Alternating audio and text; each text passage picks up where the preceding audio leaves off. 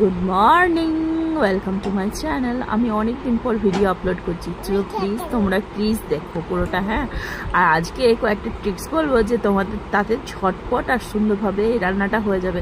বৃষ্টিটা পড়েই যাচ্ছে সকাল থেকে, তো আজকে মুড মানে খুব একটা ভালো নেই। মানে কি জানো তো, বৃষ্টি পড়লে খালি ঘুম পায় আর বিছানায় শুয়ে থাকতে মন যায়। আর কিছু স্পাইসি খাবার সবার জন্য হয়, আমার এটা ক্রেভ হয় খুব। আমার মনে হয় যে কিছু কাজ না করতে, বাস বিছানায় শুয়ে থাকতে, বৃষ্টি দেখতে আর উল্টোপাল্টা খাবার খেতে।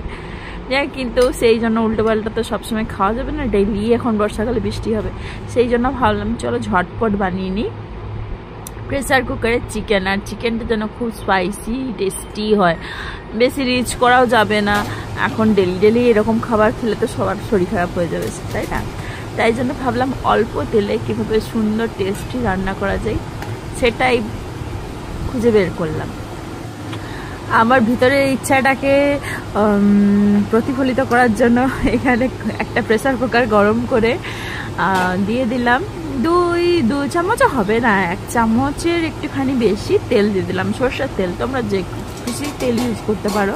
এখানে বলে রাখি, যারা ডায়েট করছো বা যারা চাইছো কম তেলে খাবো তাদের জন্য এটা কিন্তু খুব ভালো, যে প্রেসার কুকারে আমরা কম তেল দিয়ে এভাবে সুন্দর করে রান্নাটা করতে পারি। আর সবসময় যে কড়াইয়ে কষিয়ে সুন্দর করে রান্না হয় তা নয়, প্রেসার কুকারেও কিন্তু রান্নাটা ভালো হয় যদি আমরা ঠিকঠাকভাবে উপকরণগুলো ঠিকঠাক দিয়ে সেভাবে বানাই। তো দেখতেই পাচ্ছ এখানে ফোড়ন দিয়েছি।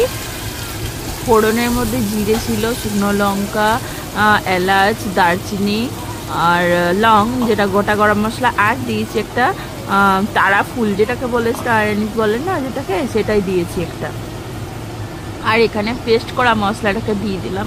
পেস্ট করা মশলার মধ্যে ছিল একটা বড় সাইজের টমেটো আর দুটো বড় সাইজের পেঁয়াজ কুচো করেছিলাম। তার মধ্যে কিছুটা ছিল পেস্টের মধ্যে আর কিছুটা এইভাবে প্রেসার কুকারের মধ্যেই দেবো।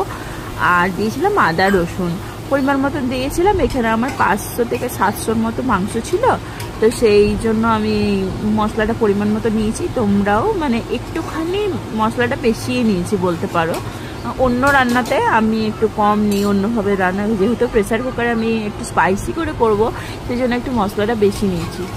আচ্ছা, এখন বলতেই পারো যে এইটুকু মশলা মানে অ্যাকচুয়ালি কী জানো তো, চিকেনটার সাথেও এখানে আমি পেঁপে দিচ্ছি, আলু দিচ্ছি, তো অনেকটা পরিমাণে হবে, সেই জন্য মশলা বেশি দিয়েছি। এবার তেলের মধ্যে মশলাটাকে একটুখানি ভাজা হতে দিতে হবে, যতক্ষণ না গন্ধটা চলে যায়। এবার শুকনো মশলার মধ্যে এখানে দিলাম, দেখতেই পেলে, হলুদ, নুন, জিরে গুঁড়ো, ধনে গুঁড়ো। জিরে গুঁড়োটা একটু বেশি দিয়েছি, আর দিয়েছি গুঁড়ো গরম মশলা। এবার মশলাগুলো ভাজা হয়ে গেলে একে একে চিকেনটা জলটা পুরোটা ছেঁকে নিয়ে মাংসটা দিয়ে ভালো করে একটু মাংসটাকে কষিয়ে নিতে হবে। একটু কাঁচা গন্ধটা যাওয়া অবধি আমরা এটাকে নেড়ে চেড়ে নেব। এবারে মাংসটা ভালোভাবে কষানো হয়ে গেলে আমরা একটুখানি কালার চেঞ্জ হয়ে যাবে, হাই ফ্লেমে মাংসটা কষাবো। কিন্তু তারপরে যে আমি ধুয়ে রেখেছি বড় করে আলু কেটে আর এখানে পেঁপে, এগুলোকে জল ঝরিয়ে নিচে ভালো করে ধুয়েতে, সেগুলোকে দিয়ে দেবো। এবারে এগুলোকে কষানোর যে খুব দরকার, সে দরকার নেই, ওরকম মাংস কষানোর পরে উপর থেকে দিয়ে দিলাম। আর যে পাত্রটাতে মশলাটা বানিয়েছিলাম, সেই পাত্রটা মানে একটা মিক্সির ছোট পটে যে যতটা জল ধরে, পুরো জলটা আমি দিয়ে দিলাম। একটুখানি কষিয়ে নেওয়ার পর, আগেই দিয়ে দিলে কিন্তু কাঁচা গন্ধ থেকে যাবে। এবার এটাকে দেওয়ার পর আরও দুটো ইনগ্রেডিয়েন্টস দেওয়া বাকি। আসল জিনিস হচ্ছে খেলা এইটা, এই গন্ধ লেবুটা। আমি এইরকম চিকেন বানানো থাকলে যখন আমি কম তেল দেব, অবভিয়াসলি আমার চিকেনের সেইভাবে ফ্লেভারটা অতটাও সুন্দর আসবে না, যেটা পুরো তেলে ভাজা করলে যে গন্ধটা আসবে। তাই আমি এখানে সব সময় একটা গন্ধ লেবু পুরো গোটা কেটে দেবই। আর একটুখানি উপর থেকে সাদা অংশটা নয়, শুধু সবুজ অংশটা কখনো ফ্লেভারটা আরও এনহান্স করার জন্য ঘষে গ্রাইন্ডার, মানে উপর থেকে একটুখানি ঘষে নিয়ে দিই, গ্রাইন্ডারে নয়, সরি ভুল বললাম। আর এখানে অনেকখানি আমি কাঁচা লঙ্কা নিয়েছি, কাঁচা লঙ্কাগুলো কেটেও নিয়েছি, আর 2-1টা গোটাও নিয়েছি, যাতে আমার রান্নার গন্ধটাও সুন্দর আসে আর খুব ঝালটাও ভালোই হয়। তোমরা এবার পরিমাণ বুঝে দেবে। এবারে পুরোটা গন্ধলেবুর রসটা আর এই লঙ্কাটা দিয়ে আমি এবার ঢাকা দিয়ে দেবো। প্রেশার কুকারের সিটি লাগাবো। আর নাড়ানো যাচ্ছেও না, দেখতেও পাচ্ছ নড়ছে না, পুরো ভারী হয়ে গেছে প্রেশারটা। তাই এবারে ঢাকনাটা লাগিয়ে নিয়ে ফ্লেমটাকে রেখে দেব মিডিয়াম টু হাই।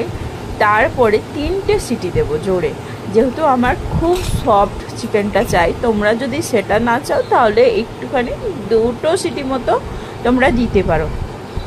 যেহেতু আমার চিকেনটা পুরো সফট চাই, তাই আমি মিডিয়াম টু হাই ফ্লেমে 3টে সিটি দেবো। বাস, তারপরে বন্ধ করে রেখে দেবো যতক্ষণ না এই পুরো সিটির প্রেশারটা আর নিজের থেকেই বেরিয়ে যায়। আমি তো পুরোটা বের করছি না এখন, যাতে পুরো রেস্ট হয়। এই রান্নাটা রেস্ট হলেও একটু রান্নাটার টেস্টটা বেড়ে যায়। এবার পুরো প্রেশার বেরিয়ে যাওয়ার পর তোমরা দেখতে পাচ্ছ পুরো চিকেনটা রেস্ট হওয়ার পর কতটা দেখতে সুন্দর হয়েছে। কেউ বলবে যে 1 চামচ তেলে এক টেবিল চামচই হবে, 1 টেবিল চামচ কি তার একটুখানি বেশি এই চিকেনটা রান্না করেছি। দেখে মনে হচ্ছে না যে কতখানি তেল দিয়েছি, কিন্তু একদমই নাই। চিকেনের মধ্যে যে তেলটা থাকে তাতেই চিকেনটা সুন্দর রান্না হয়ে যায়।